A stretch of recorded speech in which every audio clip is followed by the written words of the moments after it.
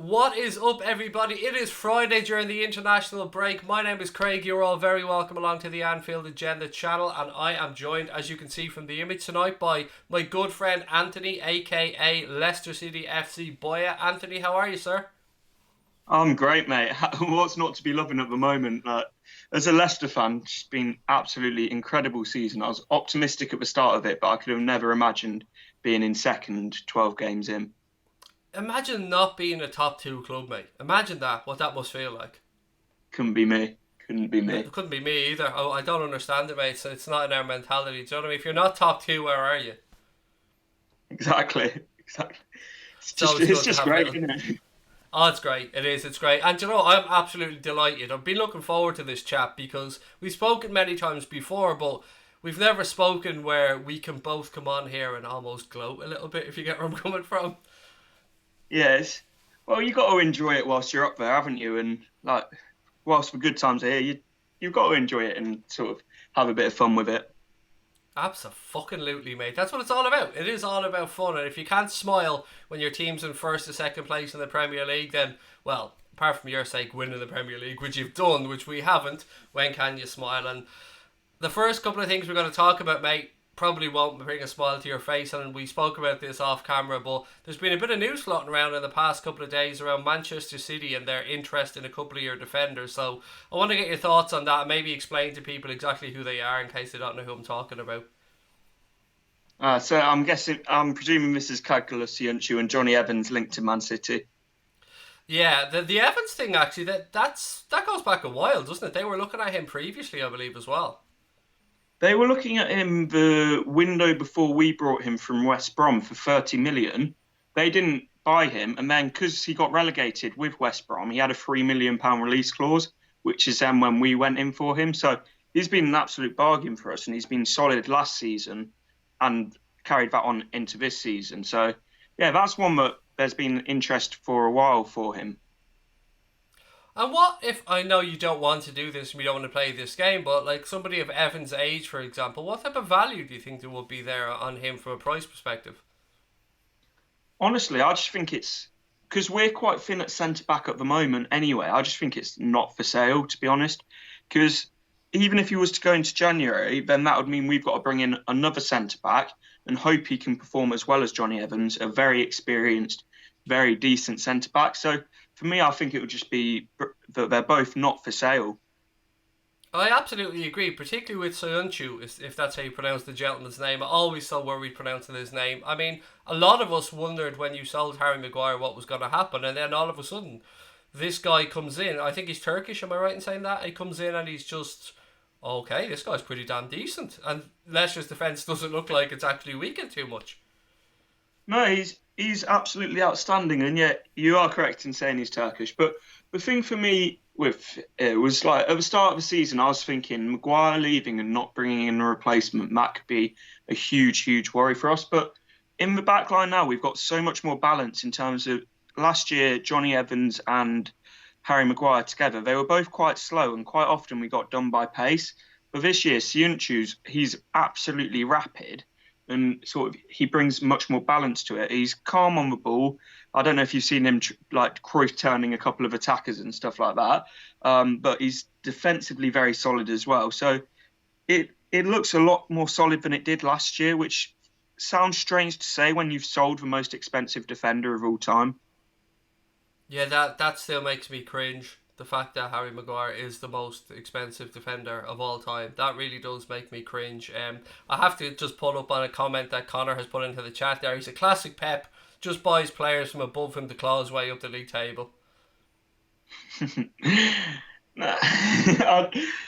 can't even argue with it. When you look at their bench, there's hundreds of millions of pounds of players just on their bench, so can't even argue with that. Jack's page has put a comment in there, and while we're talking about your central defensive pairings, I might as well put this to you. He said he thinks Leicester's defence has actually improved since Harry Maguire moved on, and that could be for a number of factors. It could be because of Ben Chilwell stepping forward as well, but I want to get your thoughts on that. Do you think defensively you were more solid this year than you were last year?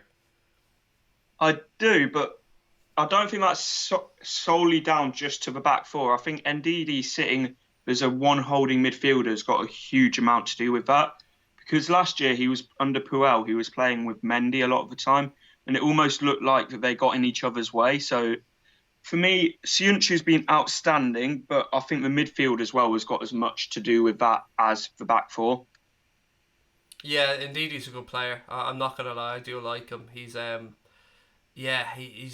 there's a few good holding midfielders in the Premier League at the minute, but he is most certainly one of them. And something I want to get into about the Leicester squad, and for people just tuning in, actually, just to reiterate, it's Anthony that I have with me tonight, Leicester City FC Boya.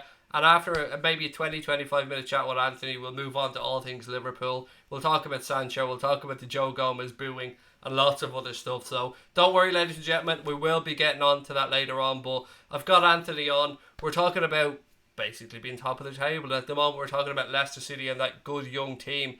I wanted to talk about the start of the season for you guys. And look, no doubt it's been an amazing start, sitting in second place right now. But I want to ask you, do you think that it will be a benefit to you guys? And this sounds strange to say this because, of course, you're chasing Champions League football, potentially Europa League football. Do you think this season not having that distraction of European football will benefit you in the long term? Oh, 100%, 100%. We don't have the squad to be competing in Europe at the moment, in my opinion. We've got quite a few players on the fringes of the squad, but you almost need, if you're going to compete in the League Cup like we're trying to do, in whatever European competition it ends up being next year, fingers crossed it's one of them, you need almost two squads to be able to compete, and we don't have that at the moment. So, yeah, I think at the moment it's 100% a positive that we're not in European competitions, because you've seen how much over the last few years Burnley have struggled with it. Even we did in the league, and Wolves they're not doing as well as they were last season with it. Yeah, no, it's a very good point, and it's happened to us previously as well. I remember I've often said at times, look, if we don't get top four, I'd nearly rather no European football, because particularly with the Europa League, Thursday, Sunday, that can be a major headache. And then, as you said, your squad is stretched, and then you've got the likes of the League Cup, the FA Cup, and getting into the Champions League is where the money is. That's going to attract players. That's where Brendan Rodgers and the Leicester City's owners are going to want to be. And for me, I genuinely think, mate, that has to be Leicester's goal this season, and I think it's a very, very achievable goal. Yeah, at the start of the season, you can go back, because I did a Premier League prediction thing. I said 7th and just scrape into the Europa League, but you can never have predicted the start that we've got. But we've had this start. You just want to keep it rolling, and Brendan's got us playing such great football and stuff. And I think we've got the best defensive record in the league with the best goal difference. So if we can just keep that momentum going and keep Vardy fit, which would be key, I'd see no reason now why we can't finish in the top four, because there's a bit of a gap opening up to 5th as well. So I think, as you say, it's where we want to be, and undoubtedly it's where the money is, and we can bring in better players. So hopefully, fingers crossed, we can get there. Yeah, as you said, there is a bit of a gap starting to open up now, and you look down the table, and there's no way I thought Spurs would be as far off the pace as they are. I suppose we could all make an argument that United was always going to be, a little bit off the pace. I think realistically for them, the Europa League football was probably the best that they could hope for this season. I don't mean that as a dig towards United. I mean genuinely serious. But I've also always thought that Chelsea would do well. I thought when they lost at the start of the season to United, then we played them in the Super Cup. I remember saying on streams, this team is going to get better under Frank Lampard, and these younger players are going to do something. And I think the way the league table is now, in whatever order it may finish, I honestly believe that that's going to be the top four at the end of the season. What's your thoughts on that? Yeah, I think you and Man City will probably finish first and second.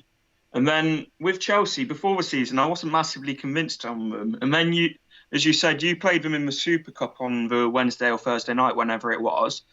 And I was impressed with them on that. And then we actually played them that Saturday in the league. And I saw, even though we probably should have got the 3 points in that game, you saw a lot in that team in terms of like Mason Mount and Tammy Abrahams, Tomori, just good young players. But under the right manager, Frank Lampard, who knows Chelsea, knows what it's about and stuff, they couldn't have sort of a better man guiding them through. So for me, I think it will be the top four that you've gone for, but it is at the moment, and I think it will stay like that. I want to move on to a player now that we spoke about it off stream as well, and you said that every top six clubs fans are talking about. I can see his name mentioned in the chat already. It is, of course, James Maddison, mate. I want to get your thoughts on where he is right now as a footballer, how he's developing under Brendan Rodgers, and what you would do if you were James Maddison. Because a lot of people are saying, oh, let's go try and buy James Maddison in January. The honest truth there is Leicester City are not going to sell James Maddison for any amount of money in January. None. No, well, if you want to try and get James Maddison, January's not the time to do it. But for me, he's under Brendan Rodgers. He's developed so much. He's like under Claude Puel, you could see that there was a very, very good player in him, but it was very sideways, sort of backwards football, which didn't suit him. But now we're playing on the front foot 90% of the games. You can see that sort of hit the balls that he's playing in behind to Vardy, the goals he's scoring himself, and the pockets of space he's picking up is just absolutely incredible. And for him, not just because I'm a Leicester fan, but I would say he is at the best club he could be for a young player to develop. I've said this as well on streams. I was on the COP Council. I was talking to Conor Niblett last night about James Maddison as well, and I said exactly as I said to you off stream. If I'm advising James Maddison, I'm telling him to stay put for at least another 18 months because he's got a team there that's been built around him with good young players. He's got a manager that believes in him. He's got a set of fans that absolutely idolise him, and he's playing the best football of his career so far. And he's only going to get better. Those big moves are always going to be there. So for me, I mean, I like Maddison. Would I like him at Liverpool? Absolutely. But I have to be honest in my opinions, and if I'm advising him, I'm telling him to stay put. Yeah, and it was, as we were saying before we went live, that you could well see him leaving Leicester. And if he did leave Leicester for somewhere like Liverpool or Man City, which are the only two teams that I believe are a genuine upgrade at the moment, he probably would end up spending a lot of time on the bench, which he's not doing at Leicester. He's starting every game, week in, week out. And he's doing really fucking well as well. I mean, the relationship that he struck up with Vardy, I mean, I remember when Brendan Rodgers came in, a lot of people said with Jamie Vardy, is it the style of football that Rodgers is going to play going to suit Jamie Vardy? Because Jamie Vardy usually play on a counter-attack, you play balls over the top towards him and he ran behind. But you can see how underrated he's been as a forward, even though everybody knows he knows where the goal is. You can see that he's able to develop and play different formations, and I think under Brendan Rodgers he's almost gone on to another level. Yeah, I would agree with that. But you did see a little bit of that under Claude Puel, that he was quite adaptable. But then there was sort of a power struggle with him and Claude Puel, whether when Puel dropped Vardy for Demarai Gray, which was in itself a very strange decision. But back to the point about Brendan Rodgers, he probably has gone on another level under Brendan Rodgers, obviously top goal scorer in the league. And it's not just the goals that he's got in his game that's so important to the system that Brendan Rodgers is playing. It's the way that he leads the press, and he's sort of the main man within the system for that. Are you worried about a potential injury to Jamie Vardy and the impact that might have on your season? Because with all due respect, Perez, really good player, but Iheanacho is absolute dog shit. I've never forgiven him, by the way. Never forgiven him for missing that opportunity last season. Never, against Manchester City. Oh, don't. That could have got us Europa League as well. But anyway, he's obviously the one player we really can't afford to get injured, which is sort of why we've been linked to a few strikers in January in case he does get injured, or even looking further into next year, because he is 32 now. I know he started his professional career late, but he is 32, and we need to be looking sort of beyond Jamie Vardy. As much as he's doing well at the moment, you don't know how long he's going to be able to preserve this level. Yeah, there's been some calls for him to reconsider his international career, and you know what? I can completely understand why he wouldn't do that, because, as you said, he came to the higher level of the professional game quite late after fighting his way up from non-league, and you know the story's been told many, many times. But for you right now, do you think it was the right decision for him to step away from international football, or could you see any possibility that he may return? Oh, 100%, definitely the right decision to step away from international football. For me, when he was playing for England, he would be travelling around the world to get 5 minutes off the bench from Kane when Kane gets subbed off. And they wouldn't play to his strengths anyway. They'll play the ball into his feet, which it's just not what you'd need to be doing for Vardy. You need to be playing balls in behind, making him run at defenders, not trying to play him off as in the same style as Kane. So for him, I think it's 100% the right decision because it allows him to be more rested and more ready for every Leicester game as well. I remember we had a similar situation with Jamie Carragher when he stepped away from England I'd say fairly young. It was I think maybe his late 20s or around 30. And it was for the same reasons. He was travelling around the world, he was away from his family. At the time, you had John Terry there, you had Rio Ferdinand. So there was a really good group of centre backs, and Jamie Carragher wasn't getting much time. So he made the decision to both, help his family life and prolong his club career to step away. And I think for Jamie Vardy, I mean, the proof of the pudding's in the eating, mate. He's in great form, and you have to say that maybe spending more time at home with the family and not having to travel so much, and it does add up. All those miles, as you said, whether you're flying across to play in Montenegro or whatever you're doing, it does take it out of you. And the more rest and recuperation a footballer can have these days, particularly when they start getting on a little bit, the better. Yeah, exactly. And for him, I think as well, not just sort of physically training him going around the world, it's probably mentally preparing for every game as well is probably a benefit. So he can he's only focusing on Leicester games instead of sort of having England in his mind as well. Well, he has to stay at home as well with his missus and try and think up new ways to fuck over the Roonies. No, every time an opposition fan sung about his wife, he scored against them. So I hope they carry on.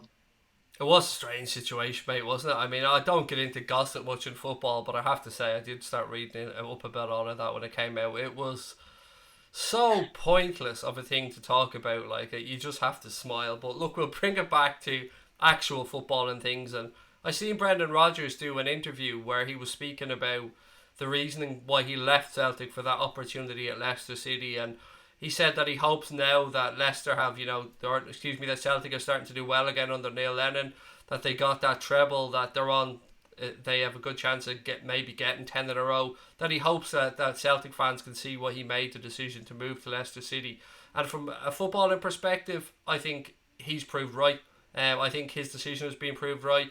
I think how Leicester have come on under him has proved right, and how it hasn't really affected Celtic too much. I think it must have been a really difficult decision for Anthony to step away from Celtic, because we often hear people go full on Robbie Keane and say, "Oh, I supported this club my entire life," whatever. But there was a genuine affinity there between Brendan Rodgers and Celtic.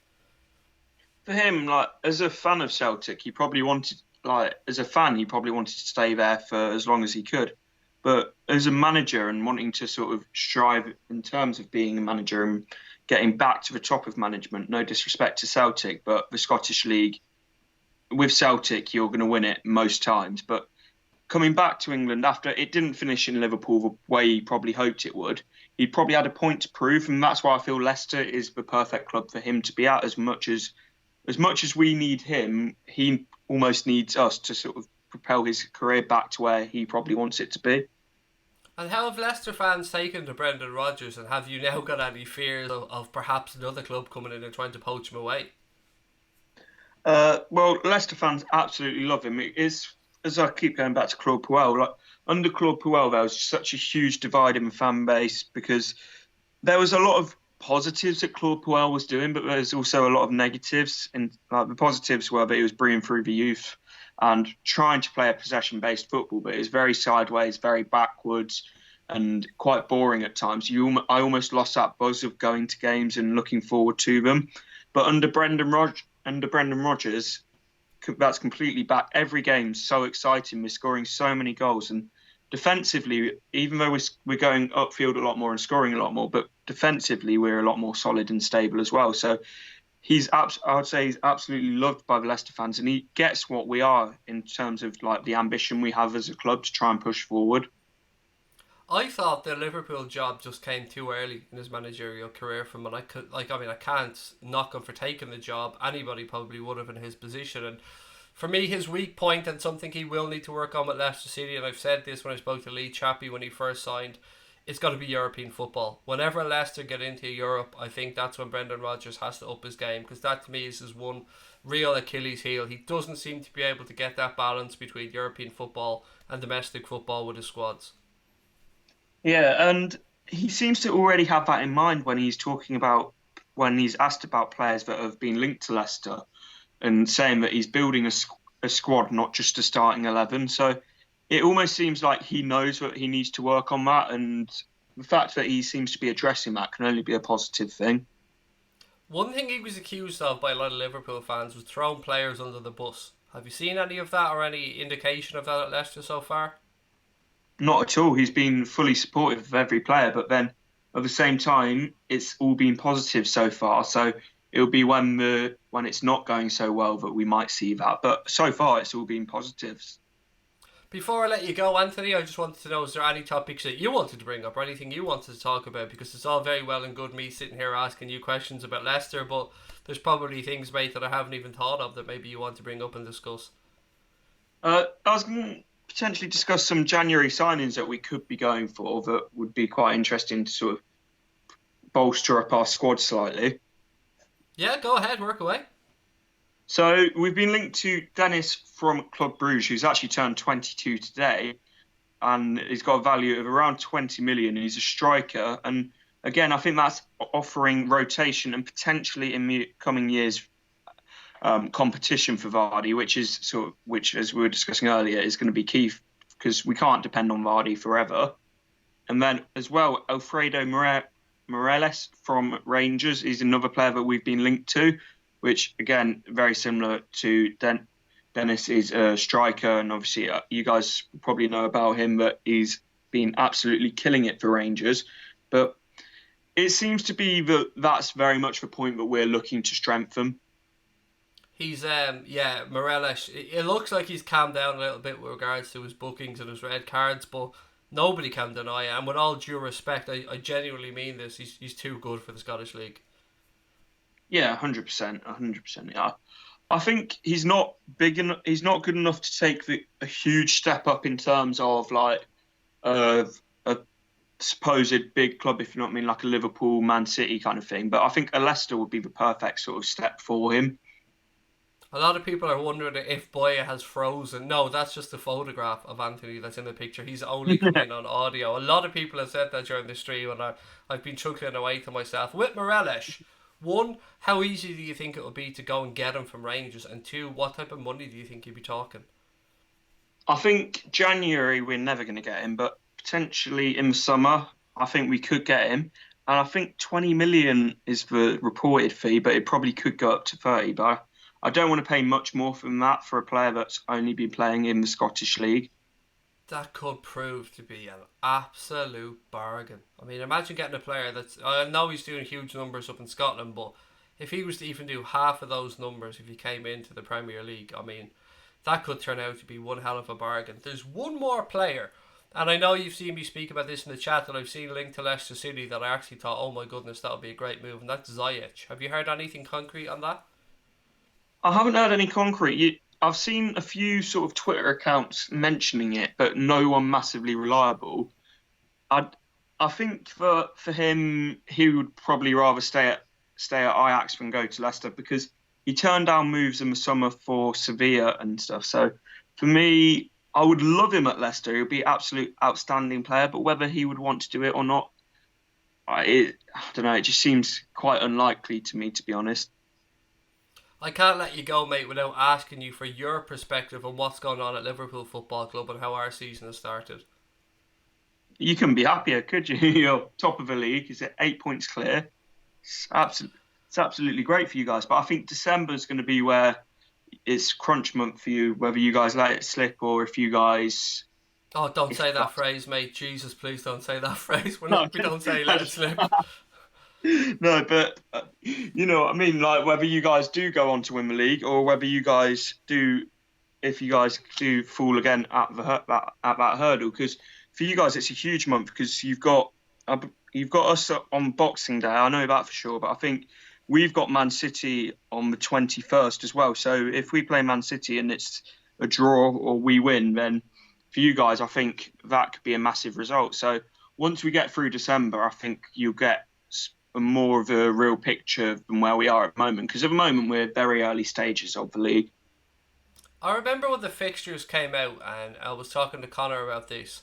I looked at it and thought, you know what, if we could get to November, December with the start that we have, even close, even within touching distance of Manchester City, that would be a good thing. I never in my wildest dreams believed that we'd be 9 points clear of Manchester City, 8 points clear of everybody else after 12 games, having won 11 and drawn 1, and having started off the season by playing Arsenal, Chelsea, Burnley away, Leicester, Manchester City, Manchester United. I'm not sure if I said Spurs, but basically we've had a much more difficult start than Manchester City and have somehow opened up a 9 point lead over them. I'm absolutely blown away by that. And the level of, I suppose, mental toughness shown by Liverpool. I mean, you've seen this firsthand. You guys came to Anfield, really tight game, 1-1, right on to the last minute, and whether it be a penalty, whether it be a last minute goal, whether it be a fuck up by Henderson with regards to the Sheffield United game, their keeper, for some reason, we keep being able to dig out these wins right at the end. And that, as Pep Guardiola has even admitted, it cannot be an accident that keeps happening. No, it happened for when we went on to win the league. We kept sort of grinding out results and stuff. And that's what you're going to have to do, because you're not going to win every game 4-5-0. And you're going to have to grind out results. So at times, you're going to need a bit of luck, which obviously you guys have had with the Dean Henderson mistake, a very soft penalty against Leicester, which I actually do think was a penalty. But as I say, you're going to need a bit of luck, and you've had that so far. But I'm not saying that you're lucky to be in the position you're in. You've just had a bit of fortune in some big decisions. 100%. I absolutely agree with you. We've certainly had, whether it be decisions or not, we've certainly had situations where we've dug it out right at the end, or we've had a bit of fortune, as you said, with the Henderson fuck up for Sheffield United. And I think I wondered at the end of last season when Liverpool came so close. We got to 97 points and didn't win the Premier League. And I always say it, and rightly so, you've got to give tremendous credit to Manchester City for the run that they went on to see us out. But I mean, it could have gone one or two ways. They could have let that get to them over the course of the summer, and yes, we won the Champions League, which is tremendous, and none of us take that for granted. But it was interesting to see the mentality that we were going to start with this season, and they seem to have the mindset that they don't want to feel what they felt coming so close last season. They don't want to just be nearly men again. Yeah, do you reckon if you hadn't won the Champions League, that could be quite different with your mentality? If you were nearly men 2 years in a row in the Champions League final and then nearly in the Premier League coming 1 point short? Yes, I do. I genuinely do think. I mean, Klopp could talk about his record in finals and how he doesn't believe it meant anything or it affected him. Yeah, I genuinely do think that. I mean, look, with the Europa League final that we lost, we came so close to Manchester City in the league. We lost the Champions League final to Real Madrid, and then we had the final against Spurs, and that was a massive thing. And I think even more so, if we can lift that Premier League title this season and end that monkey off our back 30 years, I think that could set us up for, without being too arrogant about it, a really productive and really serious assault on winning trophies over the next 3-4 years. I'm really excited, mate, as a Liverpool fan. I don't take it for granted. I've been there through the Roy Hodgson days. I've been there through the nearly days. I've been there for the ups and the downs, and it was weird about the Champions League final because, and I can only speak for myself on this one, once we beat Barcelona, in my head we'd won the Champions League because it was Spurs. You don't lose to Spurs in finals. That, as arrogant as that might sound, I never ever for 1 second believed that we weren't going to win that Champions League final. It was a horrible game of football. Liverpool played nowhere near their best, and we still went and beat them 2-0. So for me, yeah, it was huge. It was massive. And I'd be lying if I said it wasn't. It was the trophy I wanted at the start of the last season, because I made no secret of the fact that I wanted Liverpool to go and win the Premier League. And I said the same this season. But honestly, if we win the Premier League this year, go back to giving me European Cups every year after that, because that's what Liverpool Football Club is about, is European football. And you had that season where you went and won the league and had some brilliant nights of the King Power as well in the Champions League. It's just there's something special about it, mate. I need that back next year. It was honestly incredible. Like, nights under the light of the King Power is just absolutely incredible. I went to one of the away days as well. I went to Porto away, and it was just absolutely incredible. And I would love to be able to do that again next year. Yeah, there is, isn't there? There's just something special about that Champions League anthem, about the tangible feel inside the stadium, and even if you're not fortunate enough to be there and you're watching at home on television, you want to be part of Europe's biggest competition, and it does make you walk with your chest out that little bit more, and it makes you feel that little bit more proud of your club, and you want to have those romantic nights where you're playing the big clubs at the King Power or at Anfield or wherever it might be, and it's a beautiful thing, and I never really understood the hatred or the lack of empathy or love that Manchester City fans seem to have towards the Champions League, because for me, I absolutely love the European Cup. Yeah, it's absolutely incredible. Not just for nights alone, but it's also the players that, if we could get into that you can draw to your club from it. Yeah, that's a really good point, and the financial aspect as well. Of course, I mean, last year Liverpool earned between the Premier League and the Champions League £250 million. Like, that is a ridiculous amount of money from the runs we've had in those competitions. Yeah, it's incredible, and I really just hope next year that we can be in it. And even if we're not in the Europa League, just European football back at Leicester would be absolutely just incredible. And you know what? I've been watching the chat here as well. There's a lot of love for Leicester amongst Liverpool fans. There's a lot of respect for Leicester City as a football club, for the way they've gone about doing things, for the way that the owners have said about it, even after obviously the huge setback that they have with the death, of course. It's been refreshing to see the way Leicester are run as a club, to see the way the owners treat their fans. And you've told me before, when you go to away games and stuff, there's always a little something there, whether it be perhaps the travel being paid for, whether it be a scarf. There's a real affinity between the owners and the supporters. Yeah, and it's even at home games on Vichai's birthday, bless him, obviously died within the awful helicopter crash, but there was always free beers for all the fans, free cakes for obviously the people too young to drink and stuff. And it's one of the only clubs in the Premier League that I would still say has that real family feel to it. And even at that, they're opening up a Garden of Remembrance. I'm not sure, is that open already? Had they opened Yeah, it? that's open. Yeah, yeah, and it's it was a strange feeling going in there, because you want to be sort of, not happy is not the right word, but you want to remember all of what he's done for us and stuff. But I don't know, it's just a strange feeling. Oh, the man is with all love and respect immortalised now because of what he brought to your football club, mate. He brought Leicester City a Premier League title. That will never change, and that story still, even as an outsider, that story was just a thing of beauty. It really was. Yeah, I'd argue with anyone it's the greatest sporting story in history. It has to be up there. It has to be. I mean, one of the funny aspects for me about that, mate, at the time was wondering. You've seen so many people being interviewed saying, oh, they had a tenner on at the start of the season or whatever, and there were so many people stood to make so much money. And I wondered how many of those guys cashed out and how many of those guys had the bottle to see it through. Little things like that, or the Jamie Vardy story, the film that was being made about him. All those little bits added up, and everybody kept expecting Leicester to fall away, and it also added to the beauty that it was the 1 year Spurs could have done it. The 1 year Spurs had a chance, and even at that, they went all Spurs. They finished third in the end, which makes it even full on Spurs, like. But yeah, look, I wish you the absolute best, mate, for the rest of the season. I'm sure that we'll have a chat, probably after the game with the King Power on the 26th. And I mean, if you haven't subscribed to Anthony's channel, the link is in the stream description below, and the link has popped up there a few times as well during the chat. He is one of the nicest guys out there. It's always a pleasure to have him on. I also shout out to the Leicester 100 crew, mate. Is there anything you guys have coming up that you want to talk about?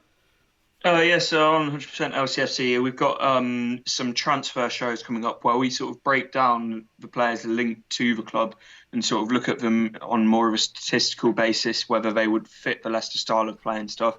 As well as on my own personal channel, I've got a stadium tour of the King Power coming out over the next couple of weeks, and home and away match day vlogs. That stadium tour, I'm going to keep an eye out for that one. That's actually really interesting. I love the idea of that, because often as fans, when we see stuff on television, we don't get to go to many away games. I mean, to get to see a walk around in the King Power like that, I think that would interest a lot of people, mate. This is a really good idea. And again, as I said, there's nothing but love from our side towards Leicester. There's nothing but respect. And please do pass on our best to all the guys involved with the channels, with Lee Chappie and the rest of the guys. And thank you, Anthony, for coming on, mate. It's been a real pleasure catching up with you, and I look forward to chatting with you again. Yeah, you too. Cheers for having us on, Craig, mate. Absolute pleasure, mate. Anytime, you're more than welcome, and we'll leave it there. Thank you to Anthony. And guys, I'm going to take these headphones off now and get back to our normal stream. But as I said, thank you so much to Anthony if you're still on the line for coming on, and I'll have send him a message later on again thanking him for coming on. Right, guys, give me 1 second to get these headphones off.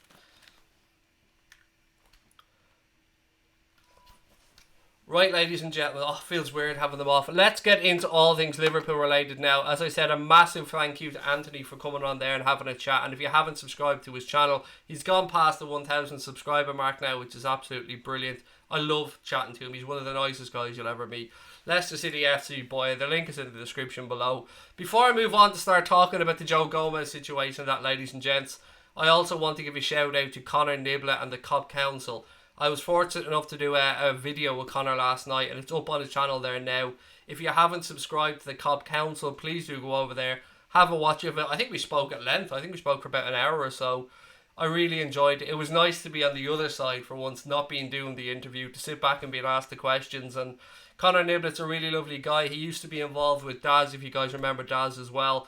So if you get a chance, please do go over. The Cobb Council is the name of the channel. It's run by Connor Niblett. I really enjoyed the chat with him there last night. I told him I'd give it a mention. He's trying, like everybody else is trying to do, to get his subscriber numbers up, because there's this thing on YouTube. Once you get to 1,000 subscribers, it makes a massive difference to the things that you're able to do. So if you get a chance, or if Connor's watching there now, maybe he can pop in and people can then just click on his icon and go over and subscribe to his channel. But it is called the Cobb Council. And I just want to say thank you for having me on, Connor. I really enjoyed that chat last night. And now, ladies and gentlemen, let's get into it. Let's get into the things that you're probably here to talk about. Joe Gomez. Where to start with this one, ladies and gentlemen? Firstly, fuck each and every one of those England gammon assholes that had the absolute cheek to boo Joe Gomez. A man who was... to say victim is a very strong word, but the man who was on the right side of that whole thing with Raheem Sterling. And to Sterling's immense credit on this one as well, he came out afterwards and said it's ridiculous that he was being booed. He took responsibility for what had happened.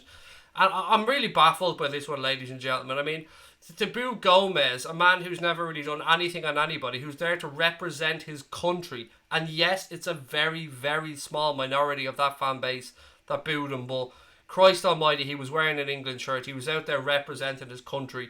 Nothing to do with Liverpool Football Club. Credit has to be given as well to the English players who've rallied behind Joe Gomez, to the English manager as well. But the man's family were inside the stadium for what was England's 1,000th game. A fantastic victory, a Harry Kane hat-trick. Everything went really well.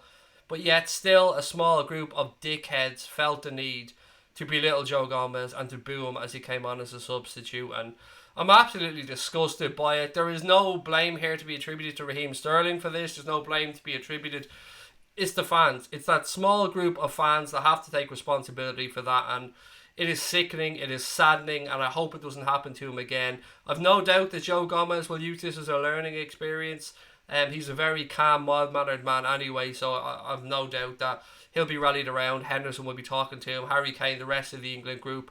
To their immense credit, they seem to really be trying to get behind and back Gomez, help him out, make sure that he has all the support that he needs there as well. But I'm baffled. I am absolutely baffled. I can never imagine a situation where an Irish player comes on and he's booed because of a club he plays for, or because of an incident that he had with another player in a Premier League game. And obviously I can only speak about this from an Irish perspective because I'm an Irishman. I can't speak on behalf of the English fans. I'll let you guys do that. But for me, it's ridiculous. Absolutely fucking ridiculous that they were booing him. As Brian says many times, the actual incident itself was kind of handbags, and Sterling came out, he made his apology, and whatever you think about that, I'll leave to that. But we tried to brush that one under the carpet and just go past it. And then this happens, and I couldn't not address it on the stream. All our love and support, of course, to Joe Gomez. He will be back with his club next week, but nobody, no matter what club you play for, should have to go, give up their time, play for their national club, and be abused like that by a small group of absolute ignorant arseholes. And I just wanted to take a second to talk about that because I'm baffled. I'm absolutely baffled by it, ladies and gentlemen. I know a lot of English fans out there are as well. I know this is a very small minority of people, but Christ almighty, it was an embarrassment to England last night that happened. It really was. And I'll leave it to you guys to judge for yourself and put your comments in. Ain't nobody like Joe Gomez, said Bassett12. PJ Ladd said, feel sorry for Joe and his family, or feel bad for Joe and his family. John Cable said, it wasn't for Gomez, Sterling should have been sent home. Or if it wasn't for Gomez, Sterling should have been sent home. And yes, you're right, they rallied together. Gordon Henderson went and I think before he even got there, he'd organised a conversation to try and clear the air as well as other senior England players. So yeah, it is sickening, it is saddening that happened last night, and I'm sure, as I said, Gomez will learn from it and move on. But as Domestic Butler said, fair play to Sterling for once, and yes, and Connor messaged me last night saying, what do you think of Raheem Sterling's tweet afterwards? And I was very critical of Raheem Sterling on here the other day, but I genuinely think his intentions were honourable in his post, saying, taking responsibility for what happened and saying that Joe Gomez done absolutely nothing wrong. So I want to give credit to Sterling for that one. I actually had somebody, believe it or not, in the comments, you've seen the video we made the other day where we spoke about the first Raheem Sterling Joe Gomez incident, and I called Raheem Sterling a thug. Somebody tried to say that I was racist for calling Raheem Sterling a thug. Racist for using the word thug. Now, obviously this individual doesn't understand racism or doesn't understand the meaning of the word thug. So to that person, I just want to take a second to say I'm absolutely disgusted by your accusation, but more that your lack of education around the subject, that you believe somebody calling another person a thug is racist in any way, shape or form.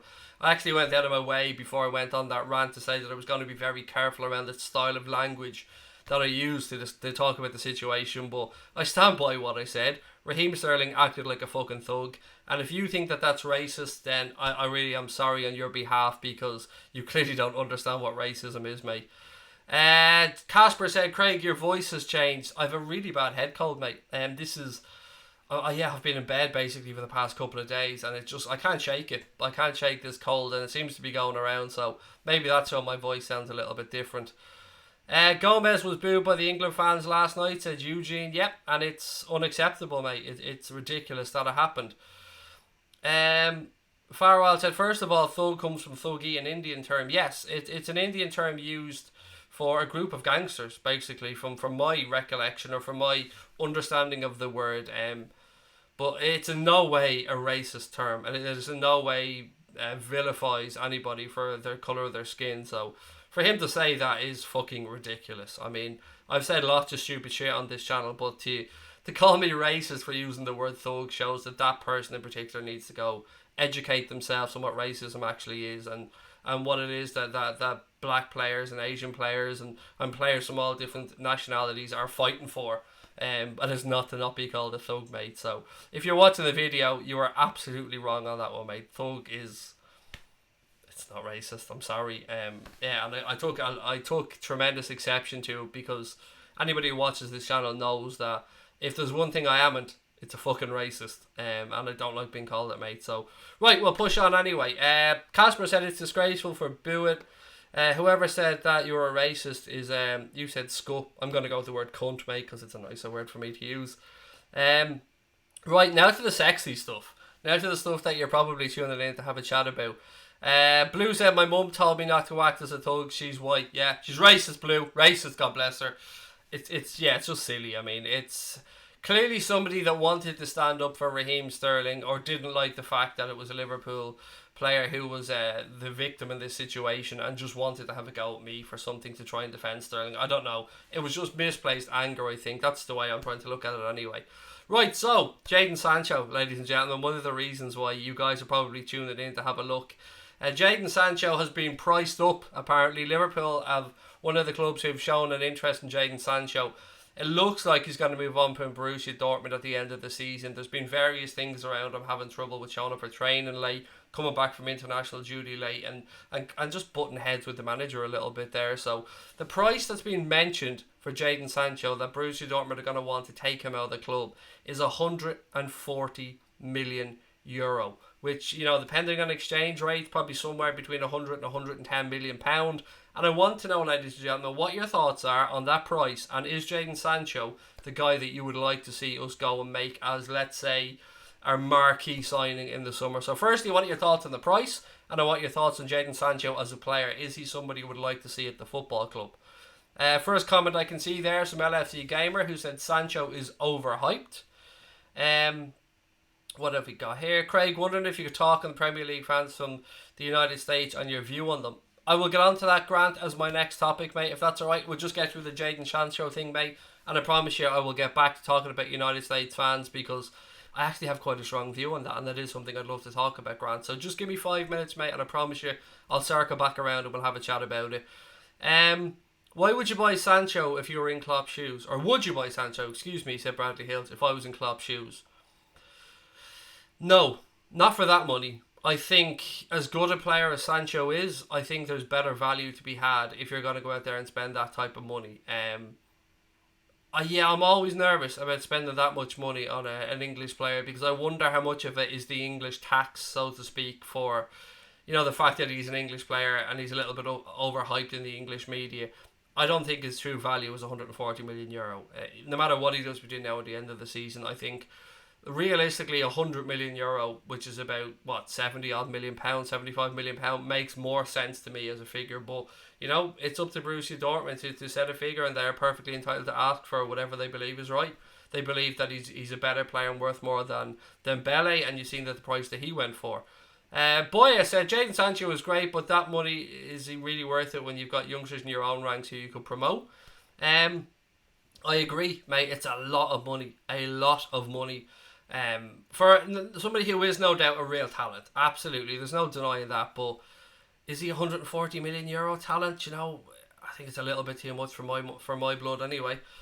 Blue said 110 million for potential. Not sure about that. Robert O'Reilly said no way I'd pay that the amount if it was my call. Skipper Dog said good player, but at that price, never 80 million max. What else we got? Craig, would you rather Werner and Ziyech for probably half the price for an overpriced English player? Werner and Ziyech, yeah, you probably nailed it in the head, but you were probably talking exactly half the price. 30 million seems to be the buyout clause that's in Werner's contract. Ziyech, I don't think his buyout clause is in there anymore, but you probably still are talking around the same type of money. So yeah, double the amount of players for half the money. Although, I mean, are their ceilings as high as Sancho's? Perhaps in Werner's case, but that would probably be the way I'd like to go, mate. Yeah, I would rather go along those lines than dropping that much money on somebody who I'm not 100% sure of. I really have to say that about Jadon Sancho. He looks like a talent, but I don't like rolling the dice on something that I spend that much money on something that isn't a sure thing. Should Klopp bring somebody in from Napoli? I'll get on to talk about that later on. Actually, I do have some news on Napoli that I will be talking about later on. Finn, mate, will you stop putting in "Hey Craig, it's Finn"? I've seen it the first couple of times, mate. If you keep spamming it in like that, you'll just end up getting yourself removed by one of the mods, mate, because they'll just see the same comment going in. So, but welcome, Finn, mate. Great to see you in, and thank you for being here. Rodgers said, I really think that we should get Haaland. Yeah, some bad news on him seems to be that United seem to be the club more linked to him, and there was a few bits I didn't get round to reading on Haaland. You've obviously seen the stories that there was talk of him moving on to sign for RB Leipzig from Red Bull Salzburg, which makes me laugh because they say to stay within the Red Bull brand, but yet we were told last year, I think it was, when both clubs qualified for the Champions League, that they'd restructured and they weren't both owned by Red Bull anymore, but they clearly fucking are, so that makes me laugh. What have we got? Just add another 40 million and get Mbappe instead, said Tom Boland. I think the price for Mbappe, you're probably talking north of £200 million, mate. So probably 270, 280 million euro. So you're probably doubling the price. And what about the Salah injury?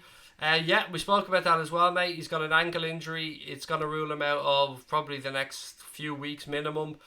We won't know that for certain. It's definitely ruled him out of Egypt's games, and I'd say definitely the Palace game we won't see him, and after that I guess we're just going to have to wait and see how he recuperates. But we've got Divock Origi there, we've got Alex Oxlade-Chamberlain there, we do have options, and I would rather we make sure that Salah's 100% than risk him making the injury worse perhaps, or rushing him back.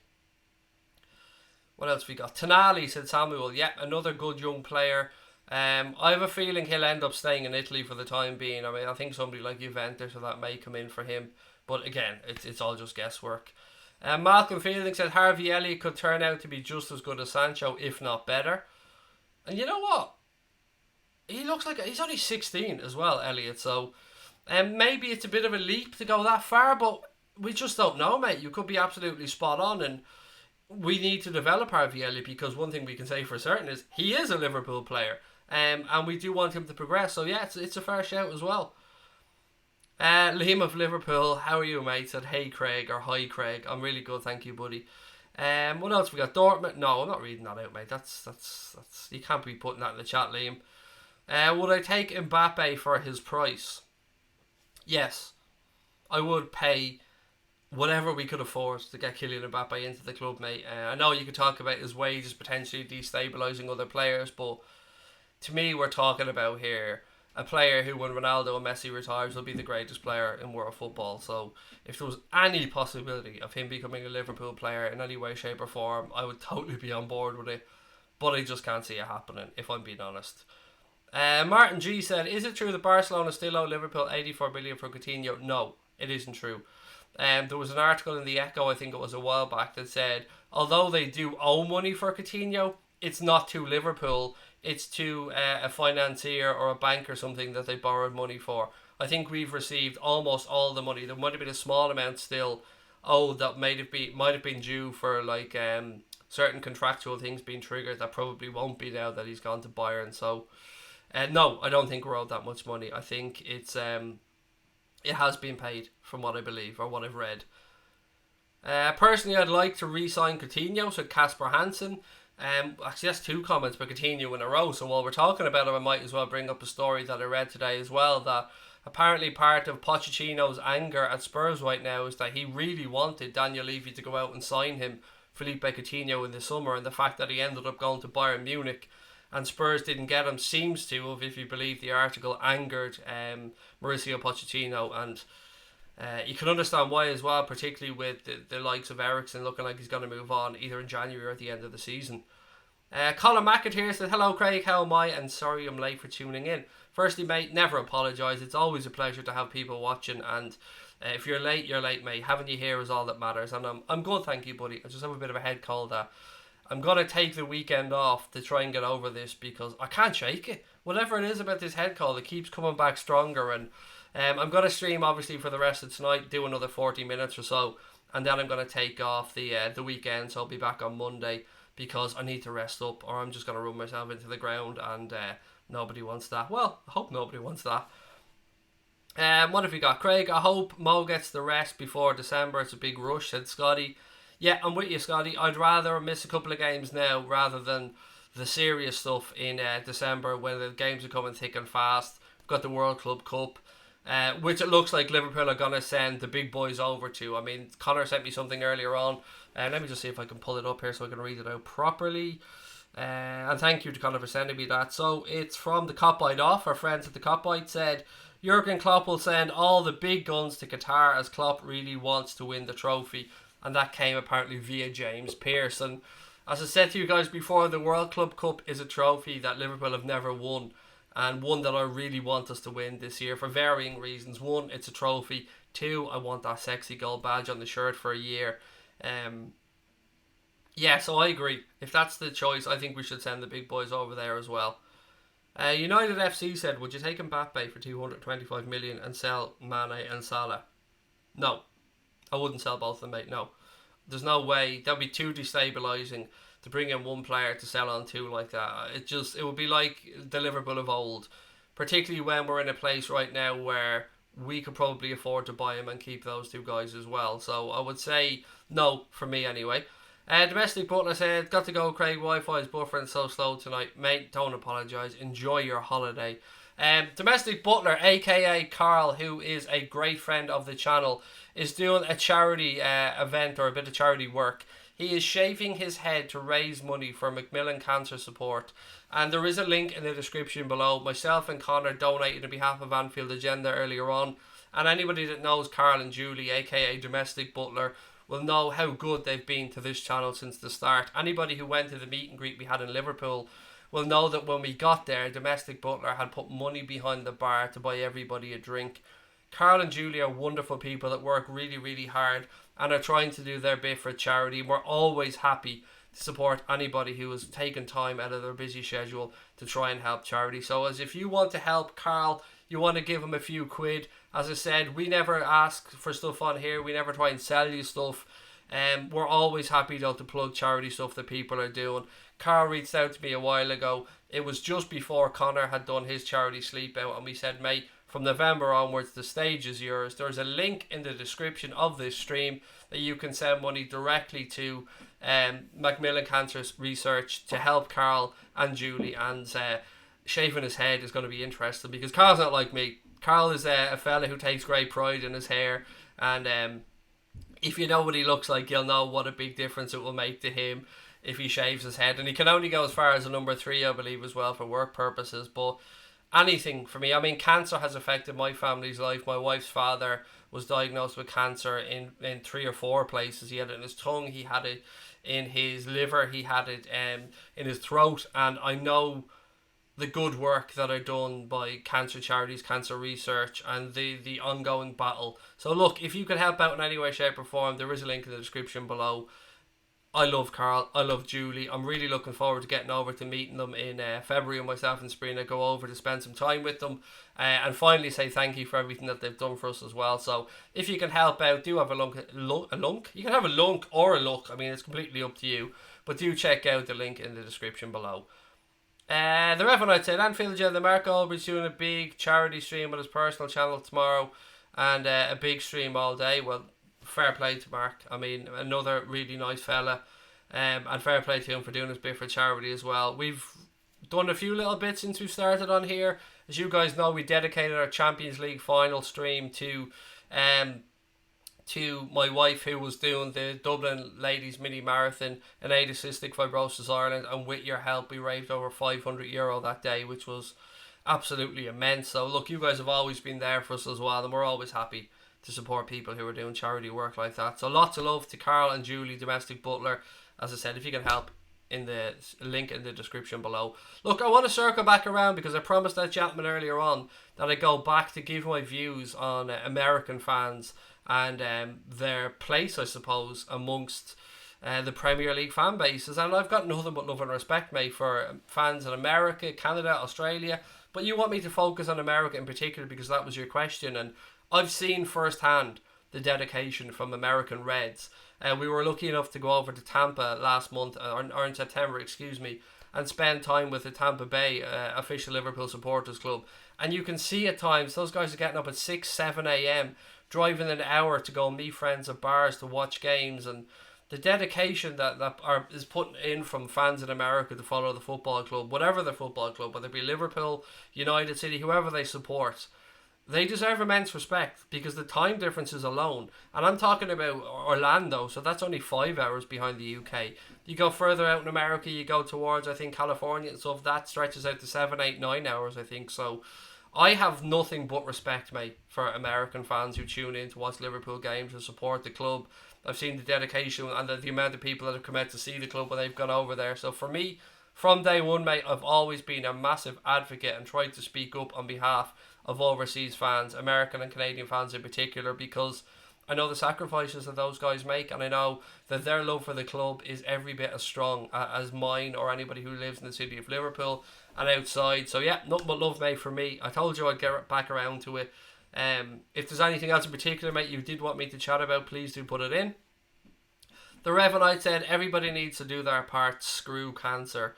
Yes, mate, it's a fucking horrible illness that has probably affected everybody's family or touched everybody's family in some way, shape or form. And look, yeah, and there's so much good work being done from people like Macmillan Cancer Research and stuff too. And there's so many other great cancer charities as well. But that's the one that Domestic Butler is doing his head shaving to raise money for. Craig, would you play FIFA on this channel like Mark? No, mate, not on this channel. Yeah, no, this is a Liverpool channel. All we do on here is talk about Liverpool. We have another channel that we'll be doing other stuff on in the future, but no, I won't be playing FIFA on here for sure. What else we got? Appreciate the mention, Craig says. Grant Che, I live in Chicago. It's difficult to wake up to the early kickoffs, but I love watching the Reds. It's so worth it.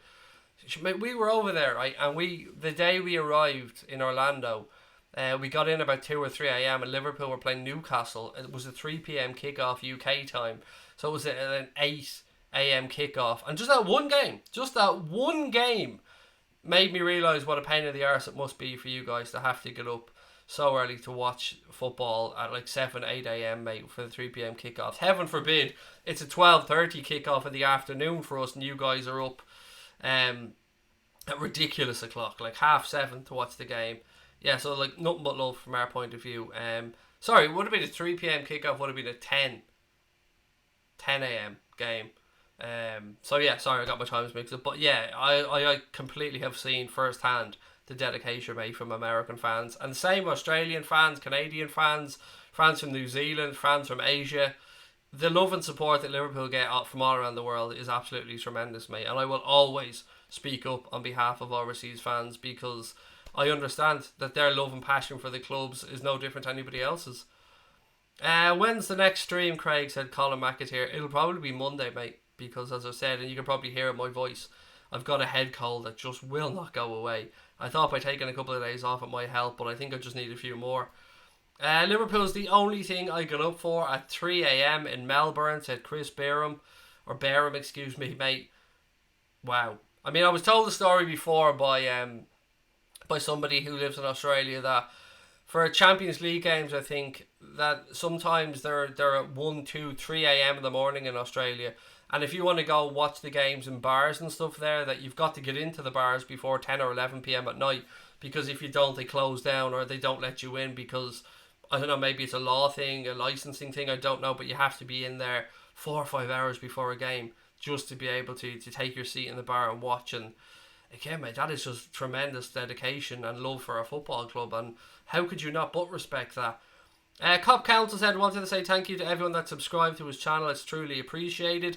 Cop Council, the channel that is in there now, is the channel I was talking about earlier on, run by Connor Niblett. Used to be part of Daz's channel as well, and I was lucky enough to go on there and have a chat with Connor last night about all things Liverpool, and he, like everybody else, is trying to get his subscriber numbers up, and another really, really lovely fella. If you can, ladies and gentlemen, please do go over to the Cop Council's channel, give Connor a subscription over there, and check out his videos and his podcasts. Like everybody else, he's a massive Liverpool fan that just wants to share his love for the club and talk to other fans. And thank you for having me on, Connor, mate. I really appreciate it, and I hope that the guys watching this video back will take a second to go over and subscribe to your channel, buddy, because I know the passion you have for the football club. Really enjoyed our chat last night, and thank you for having me on.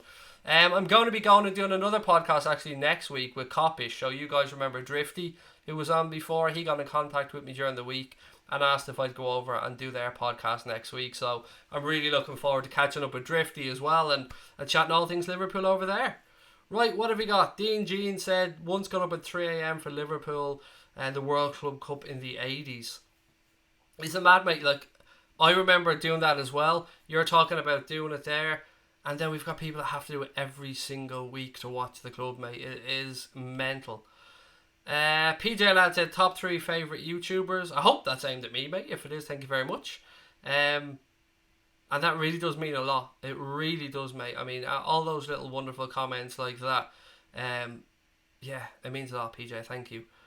Will I watch the Ireland versus Denmark match? Yes, I will, mate. I mean, I have said I'm not a massive fan of international football at times, but that's a really important game. And of course I want Ireland to be part of the Euro. So yeah, I'll definitely be tuning in on Monday to watch that match. I'll probably do the stream straight after it then as well.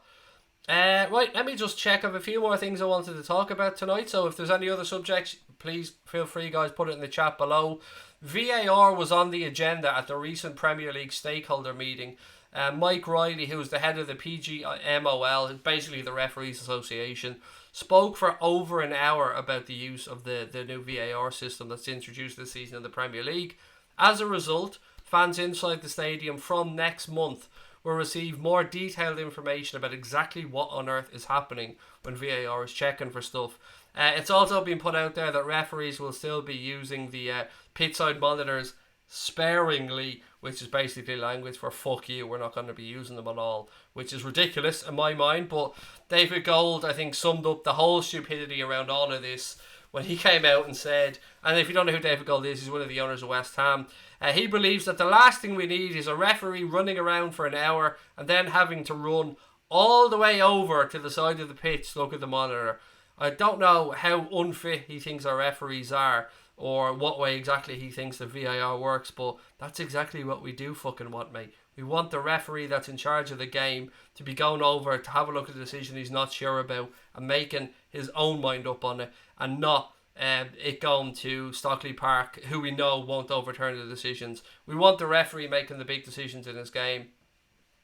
I think that they need to start using those pitch-side monitors, and it's the one part of VAR that's really annoyed me this season, that they haven't done it. Craig, I have to... What's this, Craig? I have to go. Talk Monday. Hope your call gets better. Thank you, Colin, mate.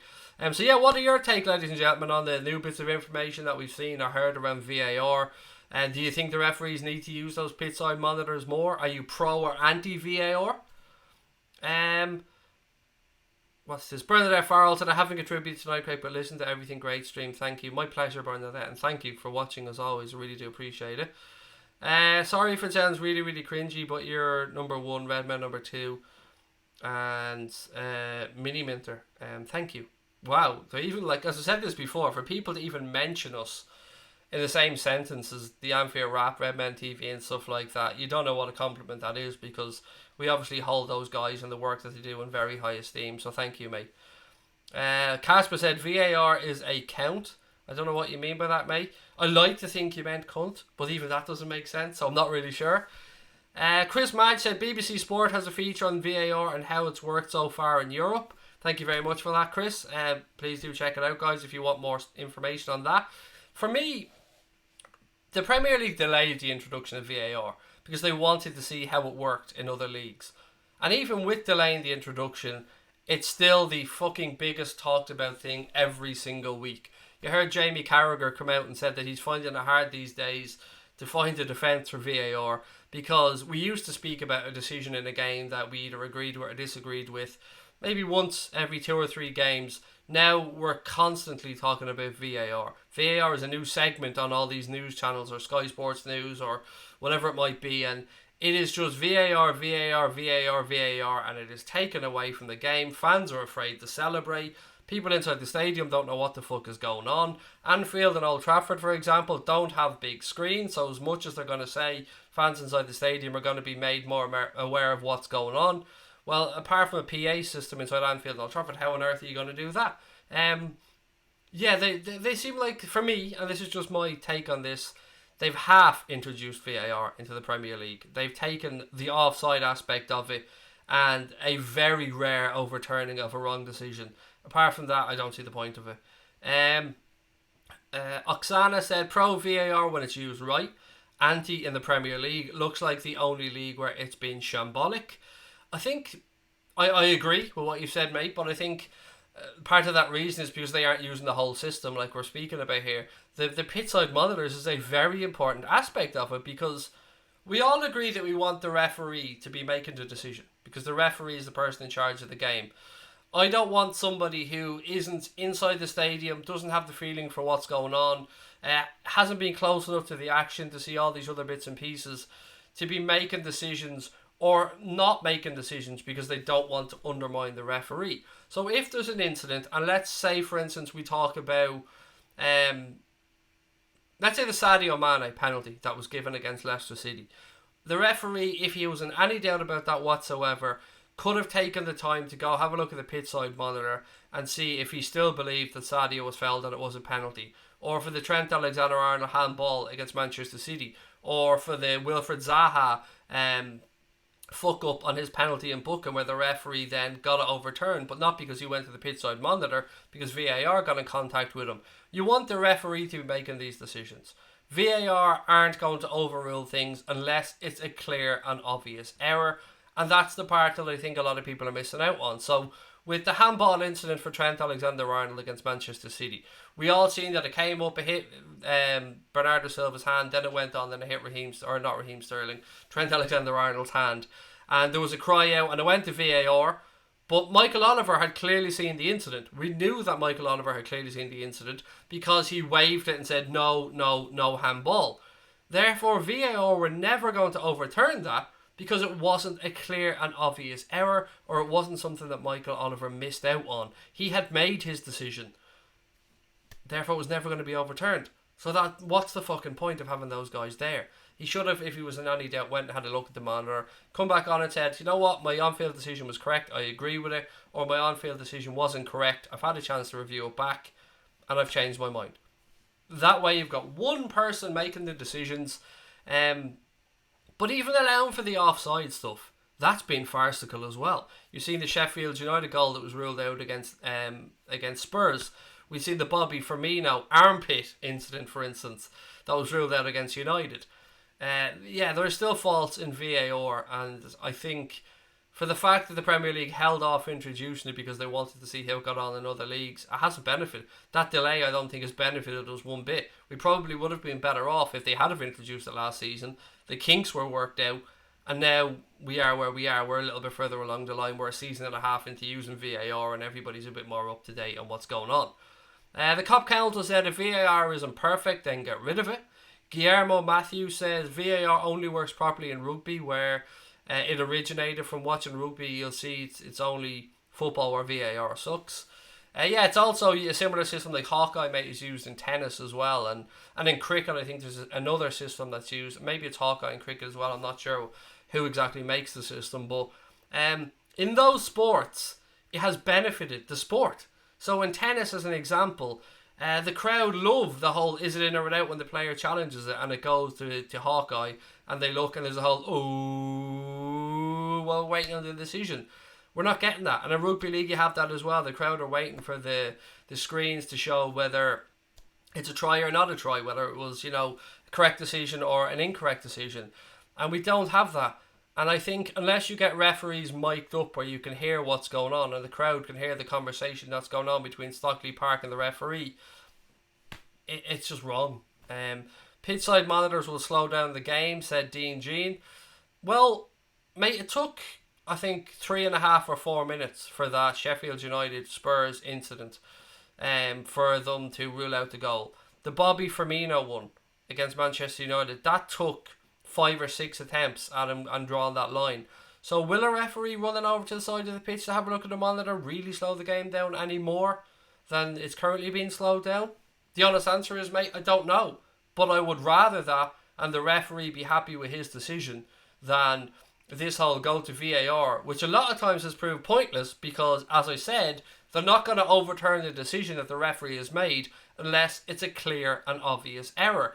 And a lot of the times, if the referee has seen the incident, like the Trent Alexander-Arnold handball, then they ain't going to overrule it because it's not a clear and obvious error if the referee has seen it and already made his decision. What have we got? Chris Madge said we should follow how Germany's using it there. They had the same problems but sorted it out. The time on VAR is much shorter than an injury. Very good point, that as well. Brian Morrissey said this is the problem. We're all saying VAR should be this, VAR should be that. VAR shouldn't be used in the Premier League until it's perfect. If that's not possible, spoiler, it isn't. Because football isn't a black and white sport with regards to decision making. There's a massive grey area, and a lot of the stuff depends on somebody's perspective on it. As I said before, in tennis it's in or it's out. In rugby as well, it's fairly straightforward with the decision making, but in football, how much contact it was for a foul, whether a handball was intentional, a lot of that is interpretational, and that's not going to change with VAR because it's still going to be somebody's decision one way or the other. Radical Gambino said Liverpool would have won the league last season if VAR was in place.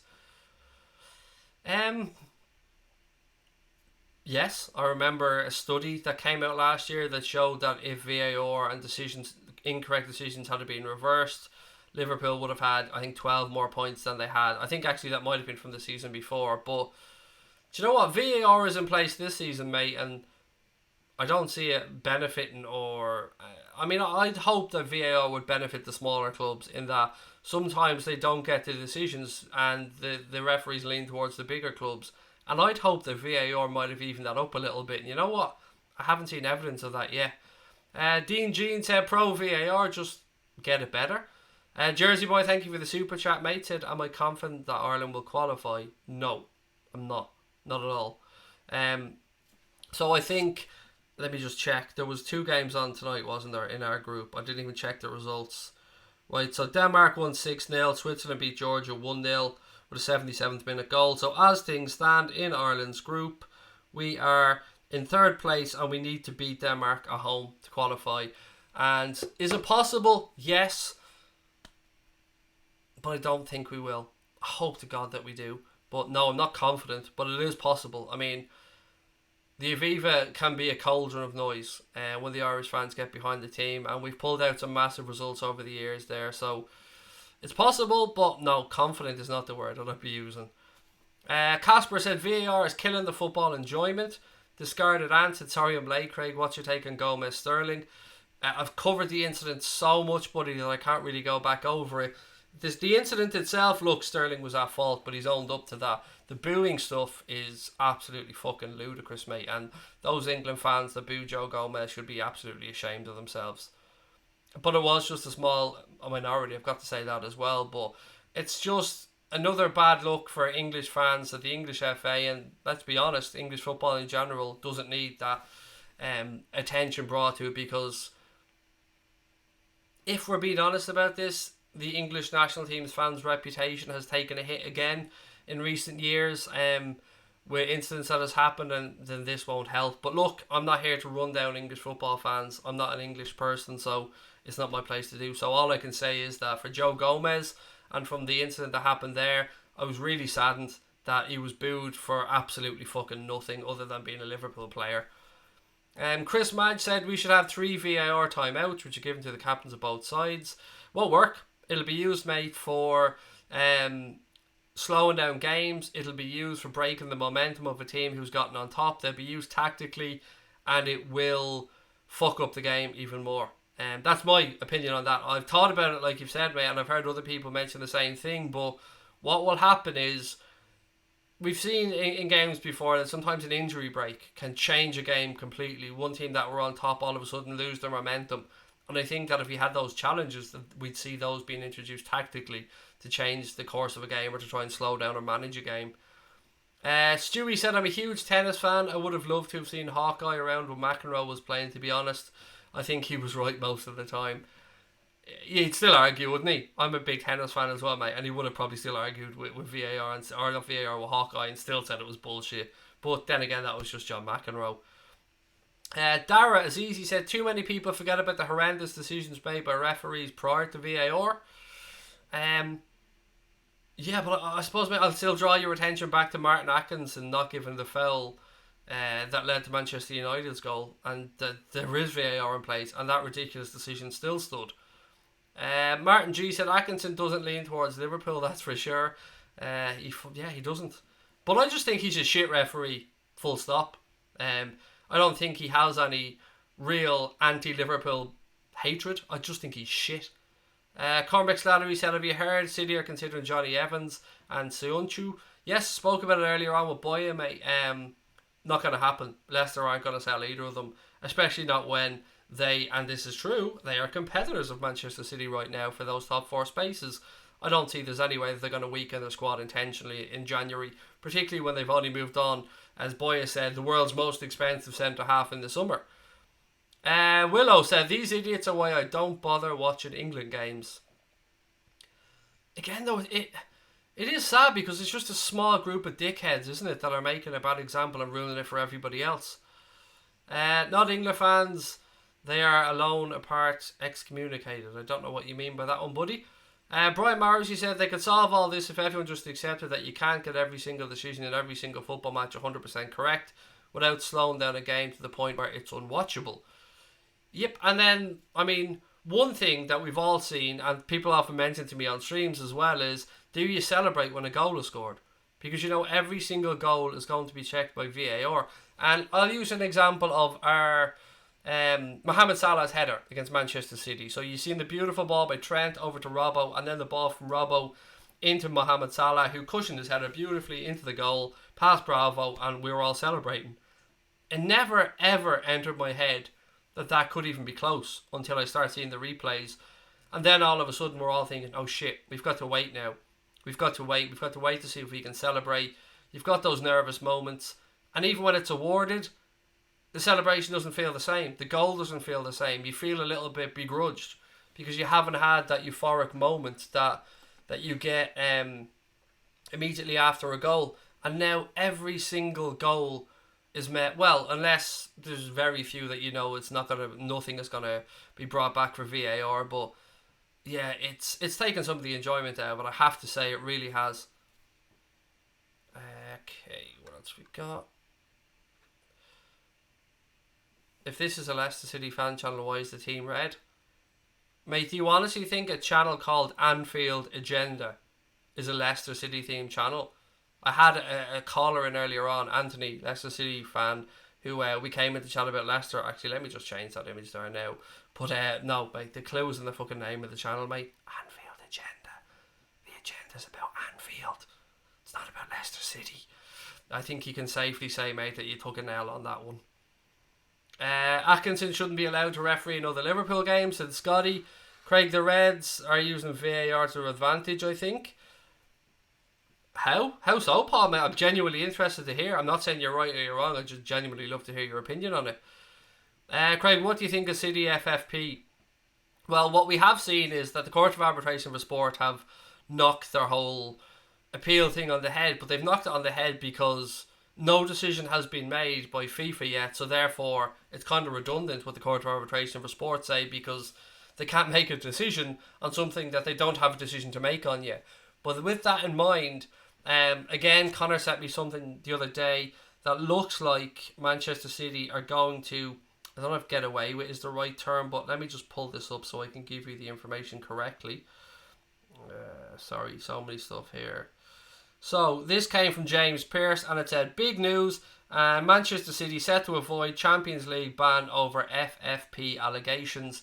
And from reading up onto it and the little bits that I've seen, basically seems that UEFA are basically admitting that FFP in its current form is inoperable and they can't enforce it, and that the potential cost of litigation will be far too high and that would affect far too many clubs. And they're basically saying that they haven't got the fucking stomach for the fight. And you know what? On FFP, I've always said it's either enforced or it isn't. We need to know where we are. And if FFP isn't going to be enforced and we know that clubs can do what they want, spend what they want, then we know what we're working with. You will see a lot more clubs go out of business in the long run because owners will come in, spend a shit ton of money, run up debt on the football club, get bored and run it into the ground and move on.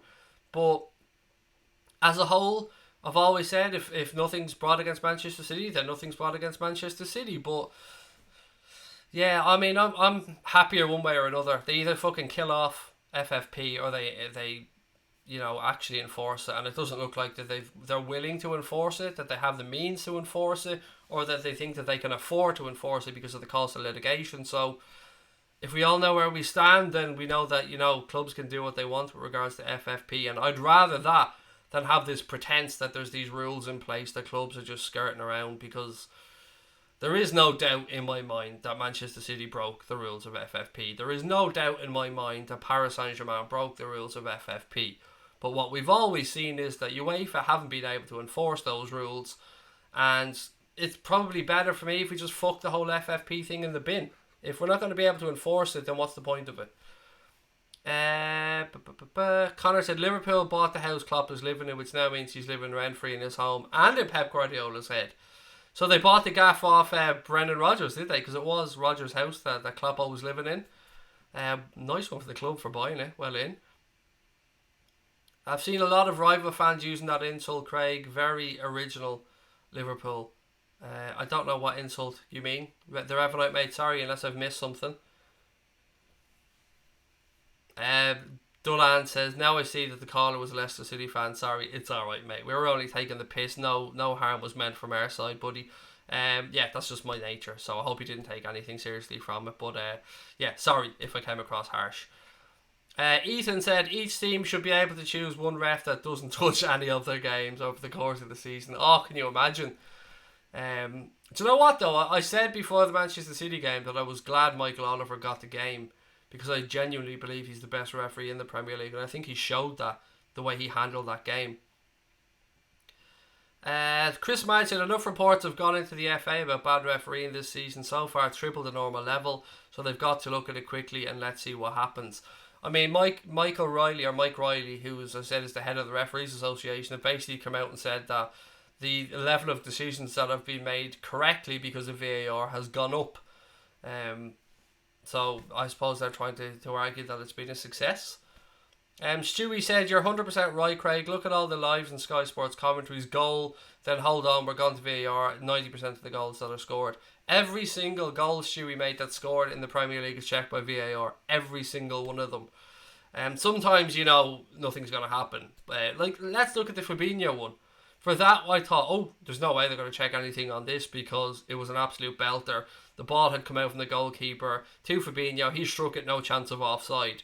But then we had all the whole rigmarole around the potential handball, and we went all the way back. And then in other situations we've seen, how far do you go back? What does represent a new phase of play? Has the defence had a chance to reset? So yeah, there's still uncertainties around VAR that we're not sure of. FFP are scared of Manchester City to suspend them from the Champions League, said Casper. I think they've been open and just said that they can't afford the litigation, is what I seem to be able to read into this.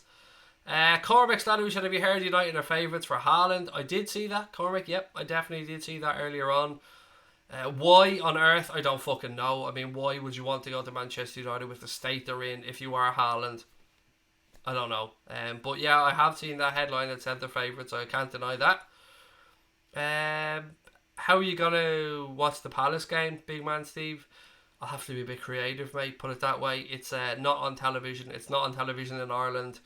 I can't really say too much, mate, but we'll be doing a watch along of the Leicester game. Or not the Leicester game, the Crystal Palace game. As always, next Saturday from 2:30 on the channel. Let's just leave it at that with regards to the wink wink nudge nudge. What do I think of Chelsea this season? Asked Aaron Chambers. Really good, mate. Really, really good.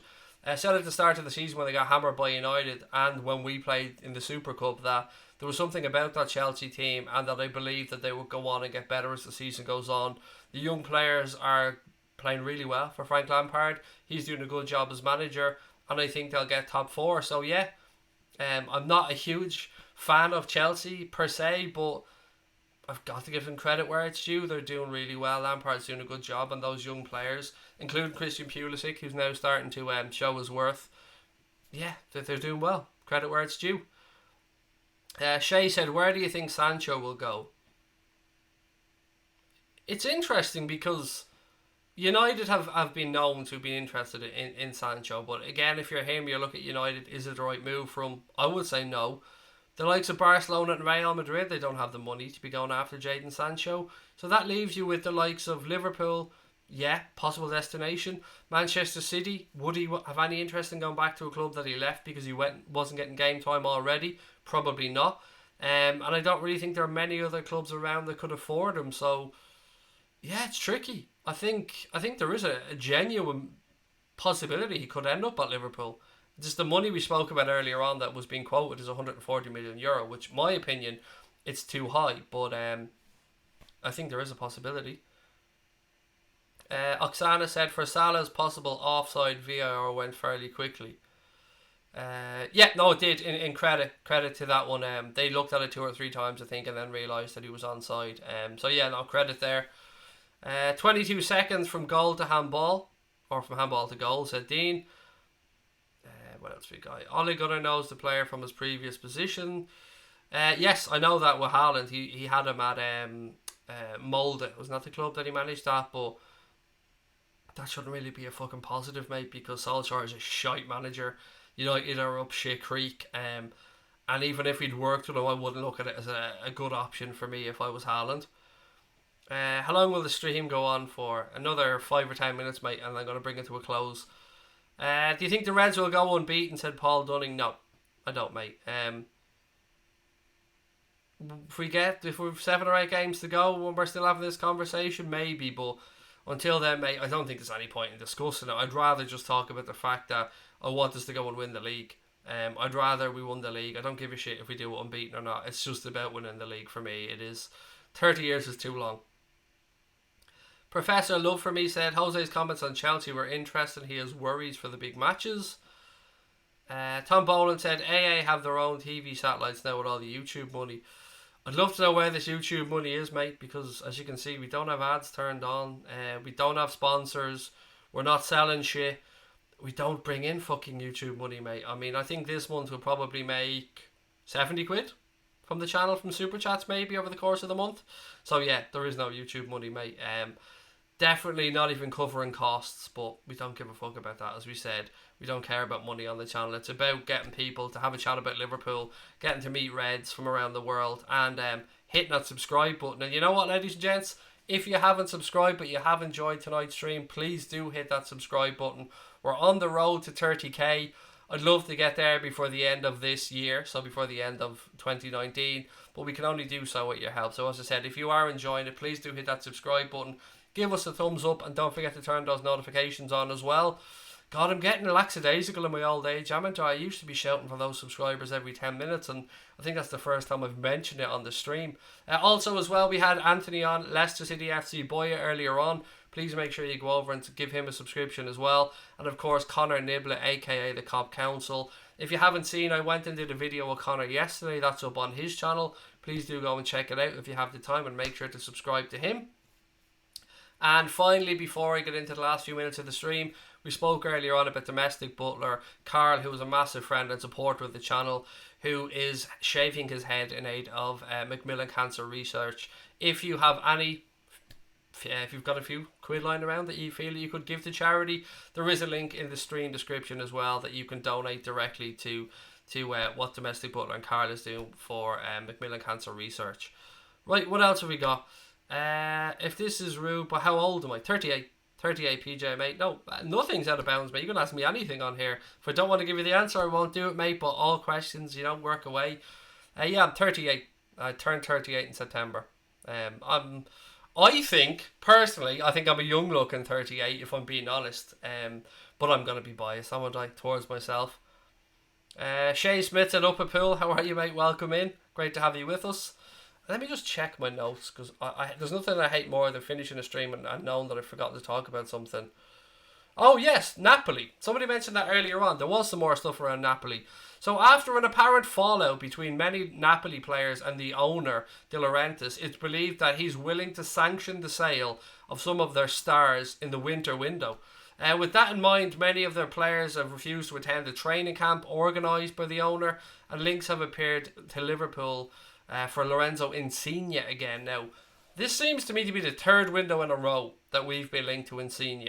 And a lot of the time I dismiss those links because we've been in the Champions League group for 2 seasons in a row, and I never believe any links to clubs that were playing in the Champions League. So with that in mind, what do you guys think about this? So there has been a bit of a fallout at Napoli with the chairman, as I said, and some of the players. Some of them refused to go to a training camp that was set up after their draw in the the Champions League against Salzburg. So what do you take on this, ladies and gentlemen? Would you like to see Lorenzo Insigne at Liverpool? I wouldn't, personally, because I don't think he's consistent enough for Liverpool Football Club.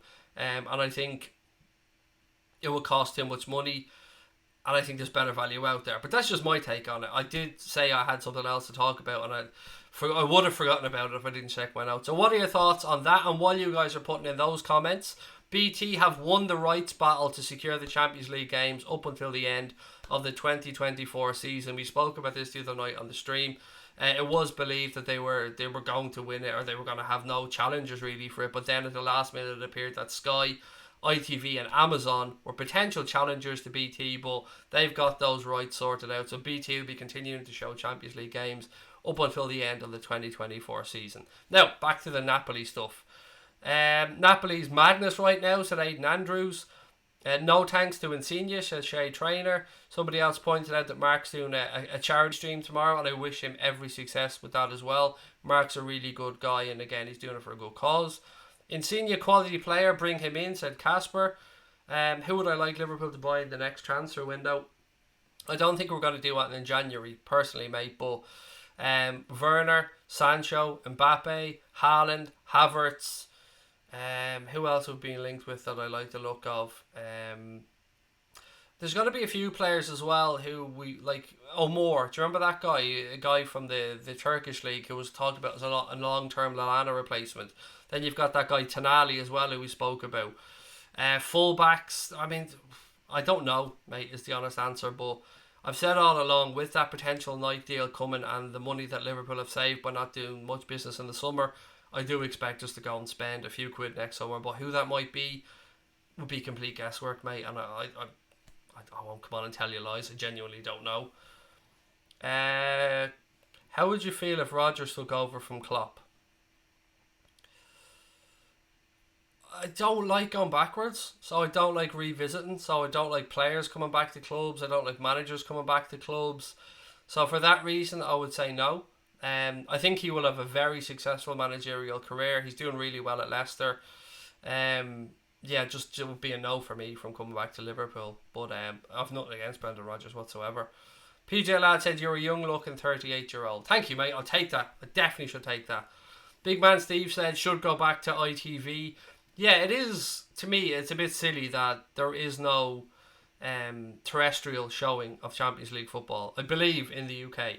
In Ireland, we do get some terrestrial coverage of the Champions League, but I don't think there is in the UK unless you have BT. And for Europe's biggest club competition, for something that you're going to want to see and show the best of football, for that to be behind a paywall does seem a little bit of a shithouse move. Nothing against BT from that perspective. I just agree with people who think it should be shown on terrestrial television. It is the pinnacle of club football. And if you want to inspire the next generation of players and you want to inspire fans from around the world, then I think personally it should be free. Do you think we should buy Philip Max? I haven't seen enough of him to give you an honest opinion, gaming guy. Sorry. But again, I'm just trying to be honest.